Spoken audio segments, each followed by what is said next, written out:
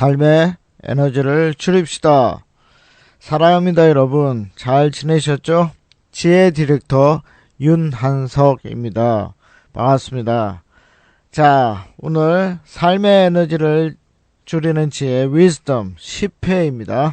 10회 마음에 연결된 말하는 주제를 가지고 오늘 이야기를 나누고자 합니다. 여러분, 봄입니다. 며칠 약 20도에 가까운 기온을 보이고 우리가 바깥 활동하기에 참 좋은 그런 계절이 되었습니다.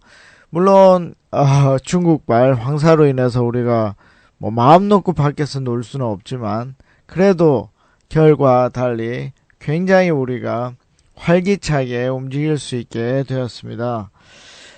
그래서 아내와 등산도 가고 어제는 또 덕수궁도 걷고 또 총각에 가서 영풍문고에서 책도 읽었습니다. 여러분들도 삶 속에서 어쨌든 즐거운 일들을 찾아내시고 또 좋은 사람들과 좋은 시간을 보내시면 좋겠습니다. 2주간 동안 우리는 시절을 쫓아가는 열심에 대해서 배웠고 또 그거에 대한 그 생애 주기별 과업에 대해서 살펴보았습니다. 일반적으로 우리가 이제 이루어야 될 과업들인데요. 그런데 제가 그때 중요한 말씀을 드렸죠. 그것이 다는 아니다. 일반적으로 과업을 이루면 굉장히 에너지가 적게 들고 지혜롭지만 그것만이 전부는 아니다. 그걸 이루지 못했더라도 그 삶은 굉장히 귀하고 아름다울 수 있다. 그리고 어떻게 보면 도전적으로 에너지가 많이 드는 그런 일을 해도 좋다. 그렇게 말씀을 드렸습니다. 그러나 우리가 이제 생애 주기별 과업을 공부하는 것은 내가 지금 어떤 일을 하고 있는 것이 정상적인가, 그리고 또 그렇게 할 때 굉장히 에너지가 줄어들 수 있다. 그 정도를 아시면 되겠습니다. 그리고 2주간 동안 여정사무와 같이 진행을 했는데 이제 오늘은 또다시 저 혼자 이야기를 하려고 합니다. 둘이 할 때보다는 약간 힘이 딸리겠지만 하여튼 힘을 내서 즐겁게 시작해 보도록 하겠습니다. 오늘의 주제는 굉장히 매력적입니다. 오늘의 주제는 말입니다. saying이죠. 영어로 하면. 말, 이거는 굉장히 매력적이고 어떻게 보면 위험한 주제입니다. 그렇죠? 그래서 오늘은 아무에게나 말 못합니다. 그리고 마음을 담은 말, 그리고 사람을 규정하는 말까지 세 챕터를 할 텐데요. 여러분, 중요한 게 뭐라고 했습니까? 저희 강의가 아니라 뭐죠? 여러분들의 생각입니다. 그렇죠? 여러분들의 생각이 훨씬 더 중요합니다. 그래서 여러분들이 책을 읽고 저희 강의를 들으셔야 됩니다. 그래야 저를 비판할 수 있고 제 말 중에 맞는 말이 무엇이고 틀린 말이 무엇인지를 알 수 있기 때문입니다. 그렇죠? 그래서 여러분들이 늘 먼저 좀 한 몇 챕터 읽으시고 오시면 이 강의 듣는데 훨씬 유익을 얻을 수 있을 것입니다. 자, 말이라는 게 뭡니까? 말은 제가 볼 때 삶의 에너지에 가장 큰 영향력을 주는 그런 주제라고 생각이 듭니다. 그렇지 않습니까? 여러분들은 어떻게 생각을 하십니까? 말 때문에 여러분들이 삶의 에너지가 더 들어가십니까? 아니면 덜 들어가는 편이십니까? 저를 포함해서 대부분의 사람들을 관찰해 보면 어떨 것 같습니까? 말을 통해 천냥빛을 빚을 갚는 사람보다는 천냥빚을 지는 사람이 훨씬 더 많은 것 같지 않습니까? 그래서 이 잠언에서는 뭐라고 얘기를 합니까? 입을 조심해라, 말을 조심해라 라고 꾸준히 우리에게 주의를 주고 있습니다. 그렇다면 왜 말은 사람을 이토록 힘들게 할까요? 말이 도대체 뭐길래, 어떤 속성을 가지고 있길래 이렇게 사람을 힘들게 할까요? 대표적인 말의 특징이 있습니다. 그것은 뭐냐면 말이 굉장히 빠르다 하는 것입니다. 말의 속도 때문에 이렇게 사람을 힘들게 합니다. 여러분 평상시에 말을 할 때 생각하고 말씀하시는 분이 있으십니까? 아마 생각을 통해서 말을 하는 사람은 없을 겁니다. 그래서 누군가가 딱 말을 하면 여러분들은 반사적으로 어떻게 하죠? 예, 말이 나갑니다. 무슨 과정 없이요?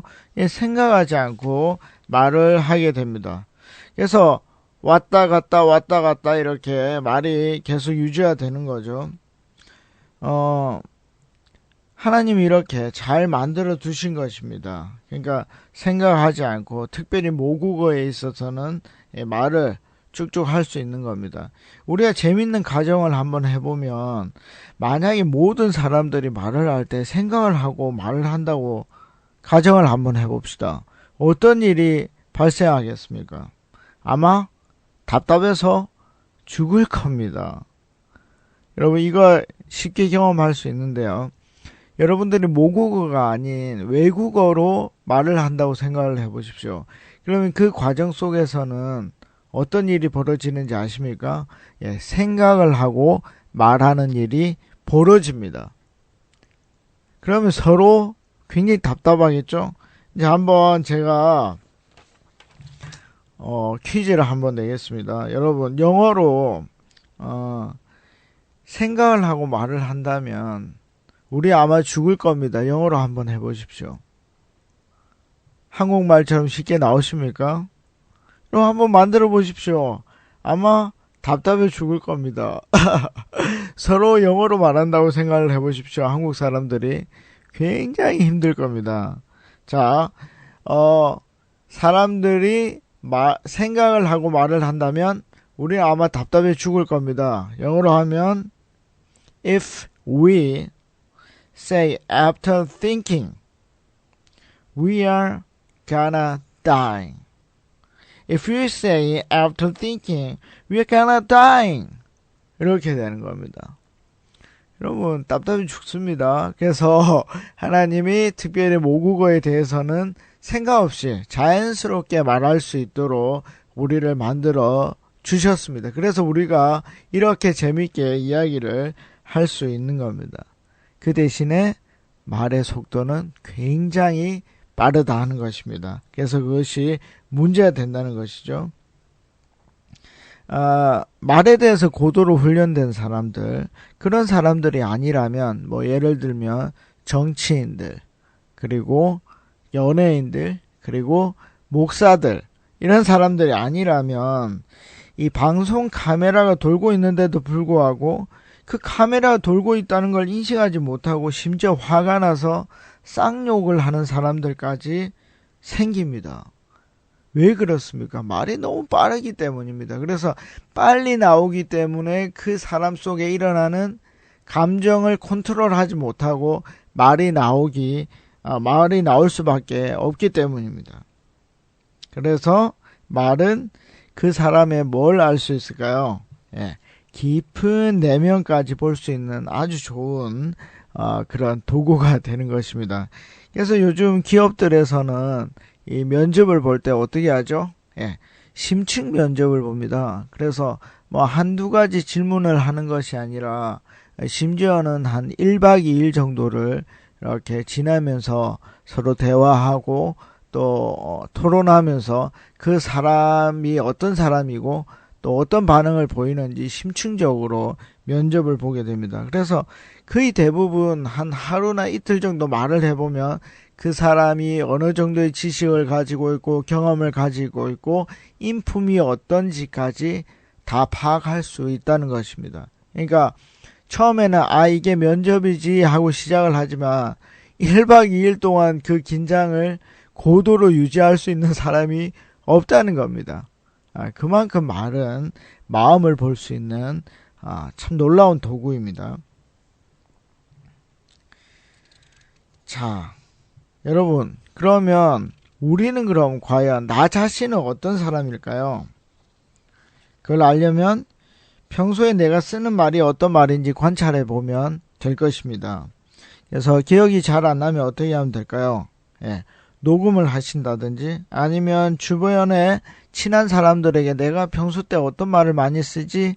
라고 물어보면 될 겁니다. 그러면 어떤 일이 벌어질까요? 예, 마음이 많이 상하게 될 겁니다. 아니, 내가 그런 말을 한다고? 이렇게 될 수 있습니다.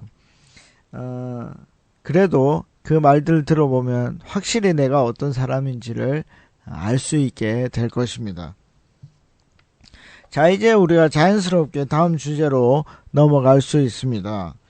이 말이라는 것이 결국은 마음의 열매라는 것이죠. 예, 마음의 열매가 되는 겁니다. 생각하지 않고 말하기 때문에 그 사람의 평상시 상태를, 마음 상태를 알 수 있는 거죠. 예를 들어 그 축구를 좋아하는 사람이 있다고 생각을 해봅시다. 어떻겠습니까? 야, 그 참 메시처럼 정교하네. 야, 호나우두처럼 센데, 야, 기막힌 골이다, 야. 이렇게 해서 거의 모두가 축구 용어나 선수들 이름이나 뭐 기술 이런 이야기들로 다 점철될 수밖에 없는 겁니다. 여러분, 다이어트를 늘 생각하는 사람은 어떻게 했습니까? 칼로리를 입에 달고 살 것입니다. 자, 이제 좀 더 심각한 얘기로 한번 들어가 볼까요? 자, 거짓말을 대수롭지 않게 생각하는 사람은 어떻게 하겠습니까? 어떤 방법을 설명할 때 어떻게 하죠? 예, 편법이나 거짓된 방법들을 굉장히 자기가 뛰어난 전문가처럼 설명을 해줍니다. 그래서 거짓을 통해서 얻는 이익이 얼마나 큰가, 삶이 얼마나 편한가 하는 것을 정교하게 말을 해줍니다. 아, 그러면 저 사람은 나도 속일 수 있겠구나, 이렇게 생각하시면 됩니다. 자, 더 이제 심각하게 들어가 봅시다. 이 평소 때 이 사람은 아내를 안 좋게 보는 겁니다. 그러면 어떨 것 같습니까? 이상하게도 아내가 어떤 일을 할 때마다 이상하게 비꼬는 말을 합니다.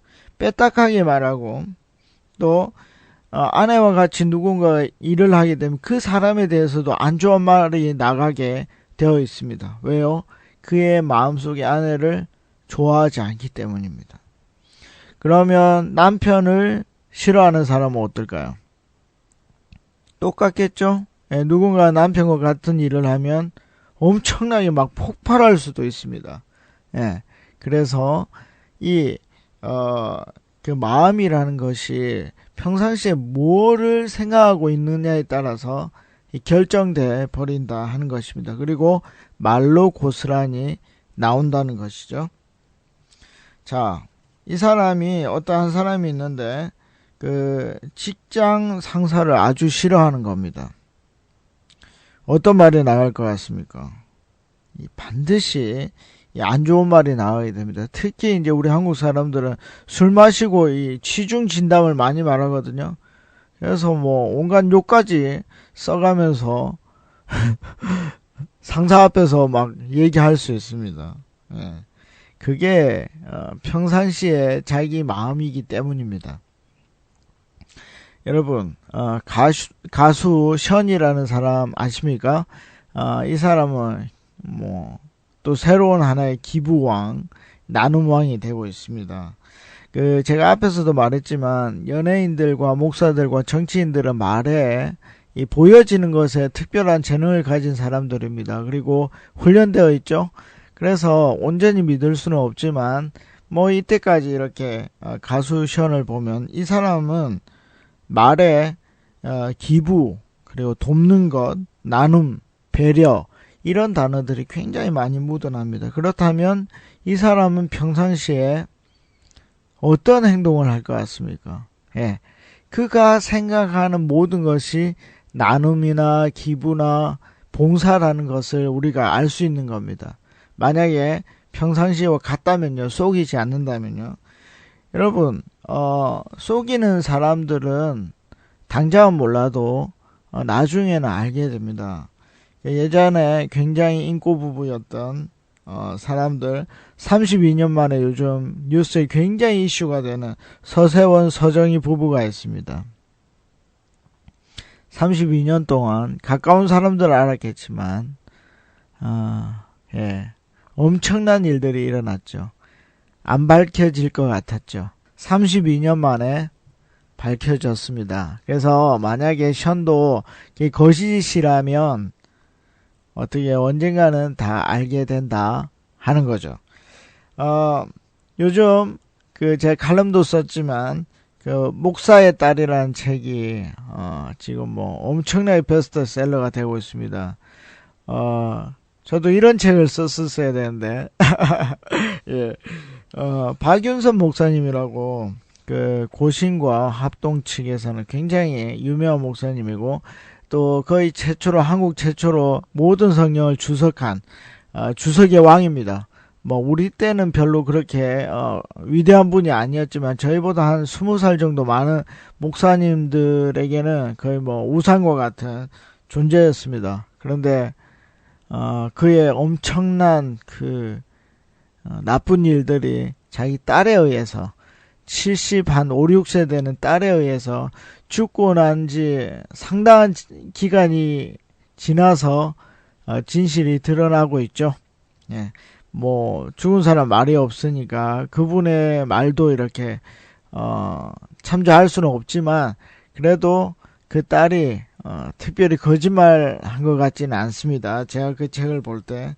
그래서 마음에 담고 있는 것은 아무리 사람이 속이려고 해도 언젠가는 밝혀진다. 뭐 32년이 지나든 그게 뭐 60년 전의 일이든 결국은 알게 된다 하는 것입니다.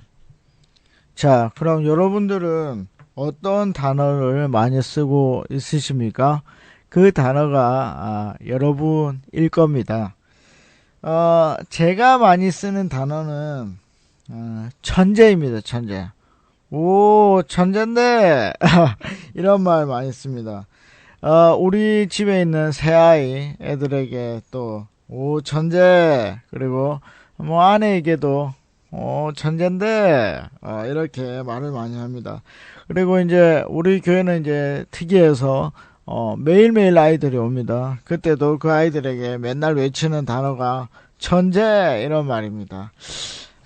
제가 왜 천재라는 말을 많이 쓰냐면 저는 기본적으로 하나님이 사람에게 굉장한 달란트를 줬다고 생각을 합니다. 그래서 그 달란트가 제 눈에 발견될 때마다 하나님에 대한 감탄으로 하는 단어가 천재입니다. 그러니까 제 속에는 하나님에 대한 좋은 감정이 있는 겁니다. 그러니까 하나님을 인정하는 거죠. 그리고 이제 좋은 말을 했으니까 제가 쓰는 비교적 상당히 나쁜 말이 있습니다. 그게 뭐냐면 그건 아니지 이렇게 하는 말입니다. 그래서 굉장히 비판적인 거거든요. 제 아내는 저를 잘 알 건데 저는 비판하기 위해 이 땅에 태어난 사람입니다. 요즘 제가 하고 있는 게 뭐냐면 TV 광고하고 싸우고 있습니다. 예. TV 광고와 굉장히 전쟁을 치르고 있습니다. 그리고 요즘 특별히 이제 싸우고 있는 게 홈쇼핑입니다. 홈쇼핑은 뭐 다 된대요. 제일 맛있고 몸에도 좋고 살도 빠지고 그래서 일일이 싸우고 있습니다. 비판의 영이 내렸다고 아내가 얘기를 하는데 굉장히 비판하고 있습니다. 그래서 그건 아니지 외치고 있습니다. 여러분들이 좀 헷갈릴 수도 있는데 이제 제가 자꾸 에너지를 줄이라고 했잖아요. 그러고는 자기는 지금 비판하면서 에너지를 쓰고 있죠. 예. 근데 이거는 이제 우리가 선택해야 될 문제예요. 그러니까 우리가 지혜롭게 살고 비판적이지 않는 말, 좋은 말을 하면 삶의 에너지는 분명히 최소화 될 겁니다. 그러나 만약에 그것이 의미 있는 일이라면 그 비판하는 일이 이 세상에 꼭 필요한 일이라고 생각된다면 그것이 에너지가 얼마나 많이 들더라도 본인이 선택할 수 있는 것입니다.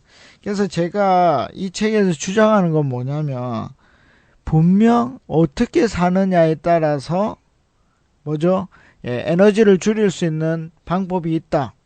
그러나 그 방법이 있다고 해서 무조건 선택할 필요는 없다는 겁니다. 제가 이제 걱정하는 건 뭐냐면 사람들이 아예 모를까봐. 그러니까 삶의 에너지를 줄이는 방법이 있는데도 불구하고 그게 아예 없는 줄 알면 안 된다는 겁니다. 그 방법이 있다는 거는 먼저 알고 그 다음에는 에너지를 최소화하는 방법을 택할 건지 아니면은 에너지가 들더라도 의미 있는 일을 할 건지 그거는 본인이 결정해야 한다는 것입니다. 이게 무슨 말인지 아시겠죠? 자, 그럼 다시 우리가 원래로 돌아가 봅시다. 말에는 뭐가 담긴다고요? 마음이 담긴다고 했습니다. 그럼 우리는 우리 마음을 어떻게 해야 될까요? 일단은 에너지를 최소화하는 쪽으로 마음을 다듬어 가야 할 것입니다. 아까도 잠시 말씀드렸듯이 평소 때 직장 상사를 상당히 미워하는 사람이 있다고 해봅시다. 그리고 그 상사에 대해서 만약에 욕을 하게 되면 내가 직장을 잃을 수도 있는 상황이라고 가정을 해봅시다. 그럼 우리는 어떻게 해야 될까요? 생각해 봐야겠죠? 내가 나의 마음속에 이 상사에 대한 미움을 키울 것인가 아니면 여기에서 말 것인가 하는 것을 상당히 고민해 보아야 됩니다. 그래서 정말 고민 끝에 내가 직장을 잃어도 좋아. 다시 직장을 못 구해도 좋아. 이런 결론이 나면 그 미움을 끝까지 키울 수 있을 것입니다. 근데 나는 이미 나이도 50이고 어디 가서 취업할 자신도 없고 내가 이런 말 해서 쫓겨나면 후회할 것 같다. 그런 결론을 보는 순간 어떻게 해야 되겠습니까? 이 미움을 지워야 합니다. 그렇죠?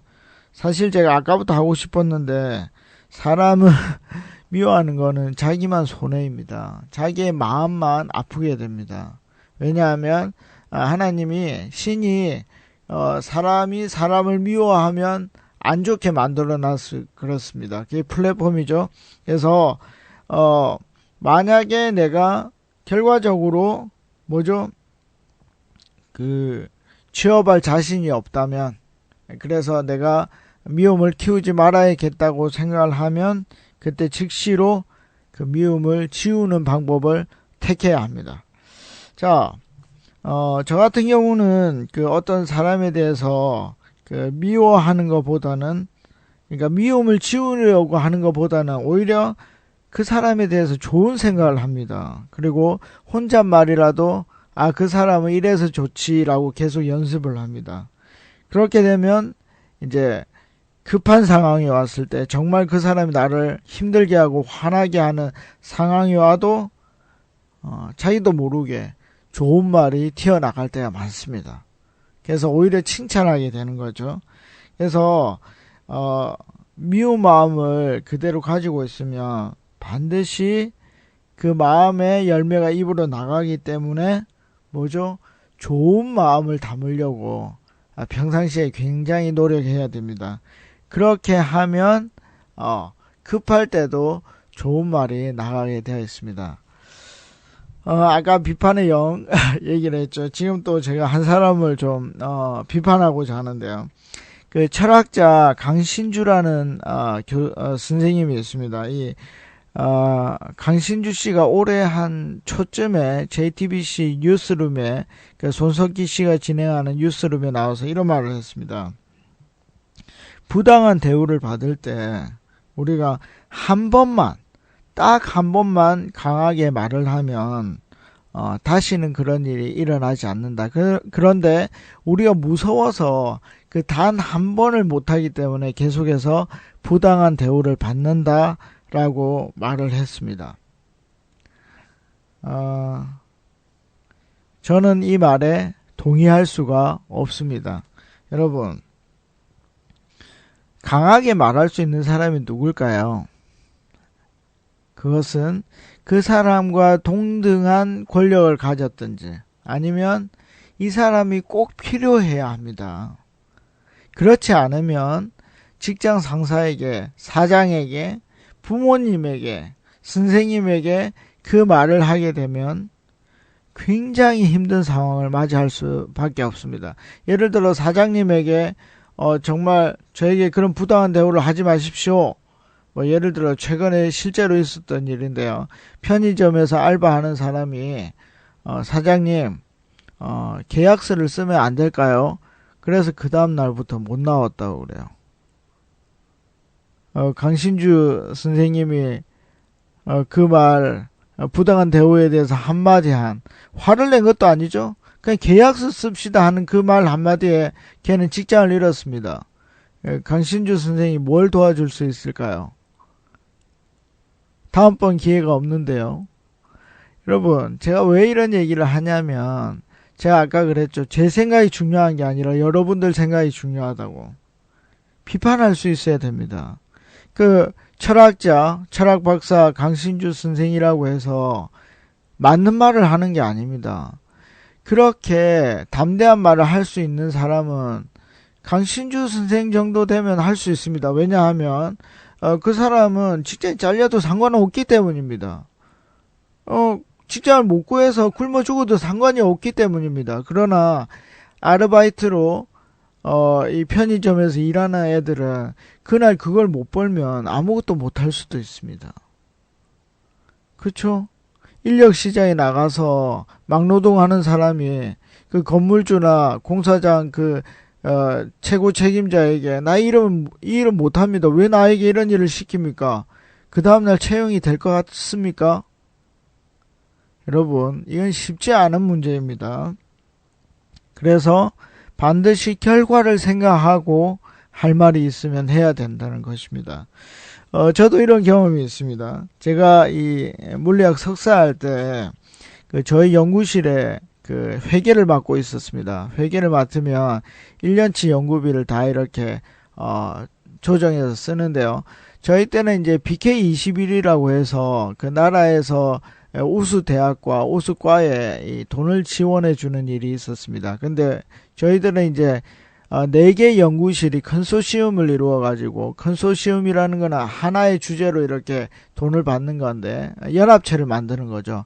그래서 했는데 제가 이제 그 4방의 그 회계 처리를 다 맡아서 했어야 됐습니다.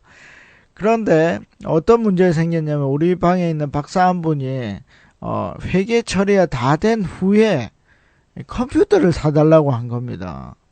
그러니까 이게 불가능해서 제가 이제 내년도 예산이 나오면 우리가 해봅시다. 그랬더니 이제 그 박사님이 교수님에게 일렀죠. 예. 그래서 제가 불려갔습니다, 교수님께. 근데 제가 쭉 들어봐도 도저히 안 돼서 교수님, 저는 그렇게 편법을 할 수가 없습니다. 라고 했습니다. 정중하게 했습니다. 왜냐하면 여러분들이 지금은 좀 달라졌지만 옛날만 해도 석사는 교수의 종입니다. 그래서 종이 어떻게 주인에게 감히 대들 수 있겠습니까? 그래서 정말 정중하게 얘기를 했습니다. 그 후로 제가 어떻게 됐겠습니까? 예, 교수님은 제가 졸업할 때까지 한 번도 저의 인사를 받지 않았습니다. 눈도 마주치지 않았습니다. 그리고 졸업을 시킬 마음도 없으셨습니다.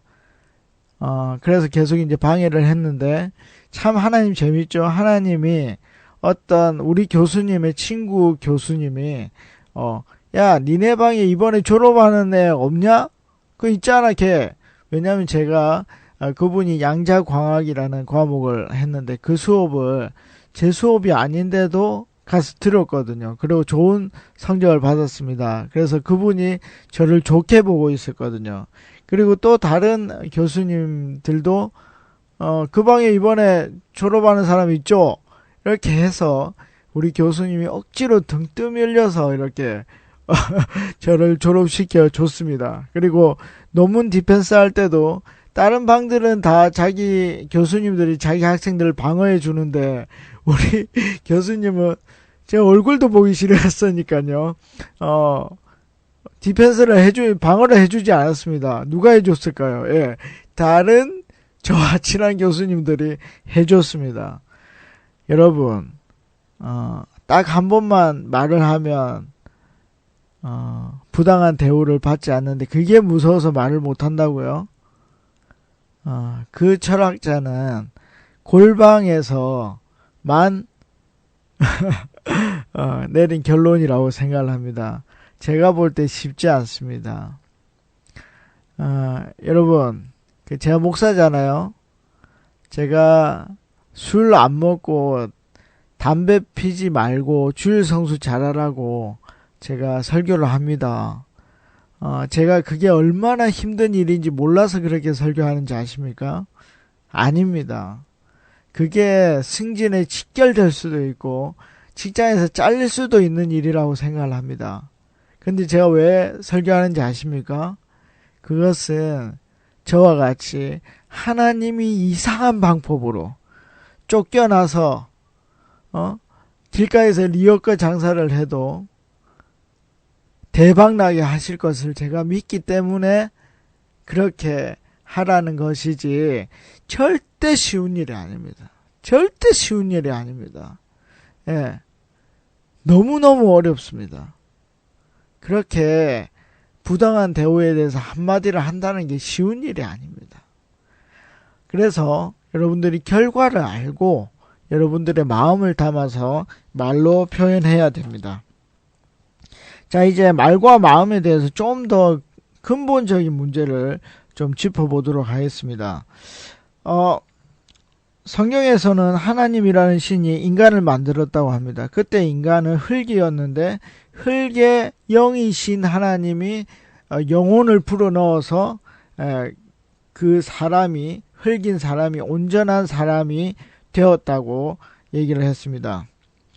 그래서 사람은 이제 맨 처음으로 육체와 영을 갖게 됐습니다. 그런데 그 육체와 영이 가진 인간이 어떤 활동을 하게 되었습니다.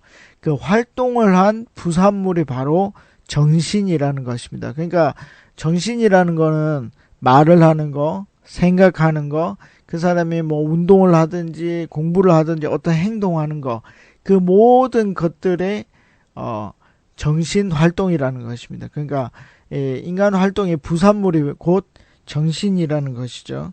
그래서 이 정신이라는 거는 인간과 떼어놓을 수가 없습니다.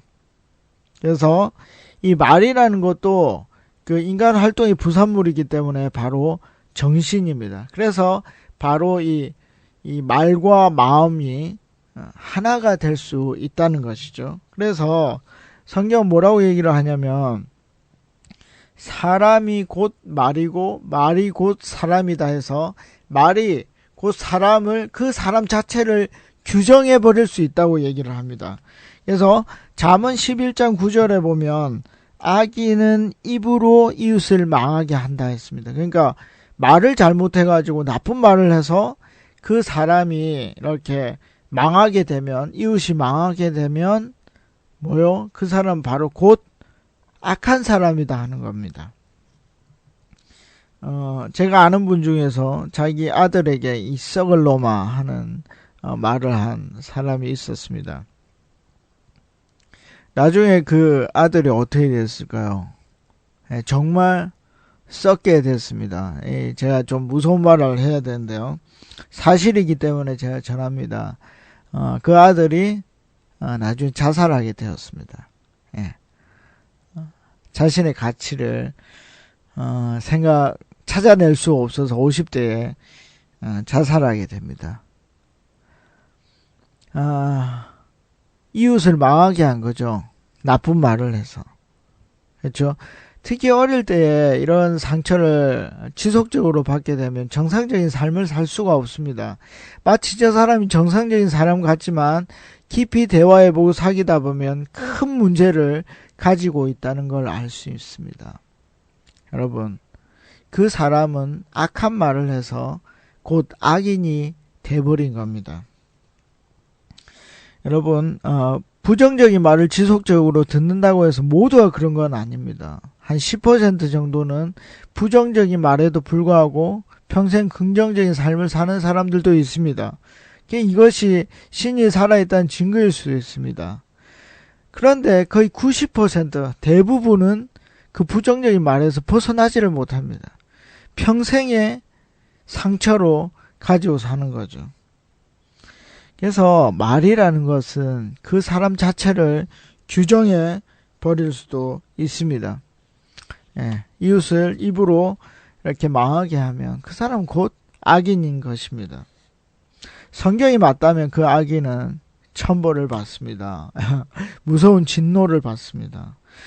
굳이 하나님께서 그를 벌하지 않으셔도 자연적으로 아들이 죽지 않았습니까? 그보다 큰 진노가 어디 있겠습니까? 벌이 어디에 있겠습니까? 자연적으로 받을 수밖에 없는 것입니다. 자, 다른 경우도 한번 생각해 봅시다. 나쁘게 계속 말하는 사람 주위에 사람이 있을까요? 그 사람과 가까이 하고 싶은 사람이 있을까요? 갖게 되겠습니까? 외롭게 되겠죠. 극단적인 외로움에 빠질 수밖에 없습니다. 스스로 자기가 진노를 자청하는 것입니다. 그래서 우리는 삶에 들어가는 에너지를 최소화하고 의미 있는 삶을 살기 위해서 어떤 말을 해야겠습니까? 좋은 말을 해야 됩니다. 왜냐하면 그 좋은 말이 곧 우리를 좋은 사람으로 규정짓기 때문입니다.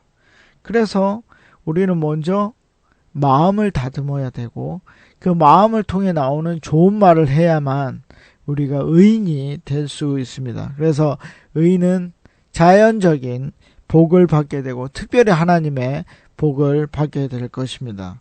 그래서 우리는 다음 주에 말과 마음의 그 훈련에 대해서 그럼 실제적으로 어떻게 훈련을 쌓아야 될지에 대해서 살펴보도록 하겠습니다. 여러분 한 주일 동안 건강하시고 또 일교차가 크다고 합니다. 그러니까 물도 많이 드시고 또 평안하게 지내시기 바랍니다. 삶의 에너지를 줄입시다. 파워! 안녕히 계십시오.